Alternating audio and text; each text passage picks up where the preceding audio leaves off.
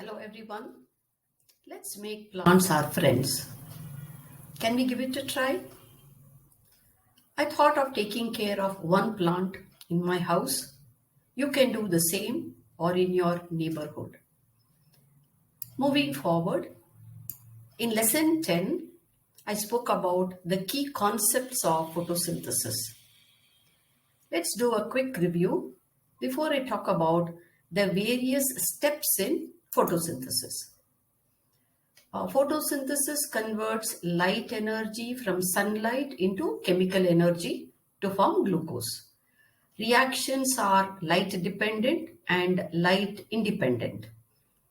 Chlorophyll pigment in the chloroplast is harvested. The overall reaction is 6 molecules of carbon dioxide react with 6 molecules of water in the presence of light to give you 1 molecule of glucose and 6 molecules of oxygen. Let us see how glucose is formed through these steps in photosynthesis. In plants, photosynthesis usually occurs in the leaves. Go through the diagram from top downwards to understand this.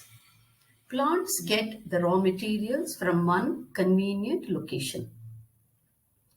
Carbon dioxide and oxygen enter and exit the leaves through pores called stomata.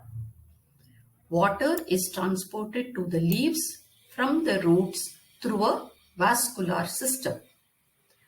Chlorophyll in the chloroplast, that is inside the leaf cells, absorb or harvest sunlight. The process of photosynthesis is divided into two main parts: light-dependent reactions and light-independent or dark reaction. The light-dependent reaction happens when solar energy is captured to make a molecule of ATP. ATP stands for adenosine triphosphate. The dark reaction happens when this ATP is used to make glucose in the second part of photosynthesis. Photosynthesis light reactions, not all wavelengths of light are absorbed during photosynthesis. Green, the color of most plants, is actually the color that is reflected. The light that is absorbed splits water into hydrogen and oxygen. That is, one molecule of water, H2O, takes energy from the sun and it splits into oxygen, one molecule of oxygen. It releases 4 protons and 2 electrons. Chlorophyll and other carotenoids form what are called antennae complexes. Antennae complexes transfer light energy to one of the two types of photochemical reaction centers: P700, which is part of Photosystem I, or P680, which is part of Photosystem II. The photochemical reaction centers are located on the thylakoid membrane of the chloroplast. Excited electrons are transferred to electron acceptors, leaving the reaction center in an oxidized state. Now, water contributes electrons that is needed to regenerate the reduced P680.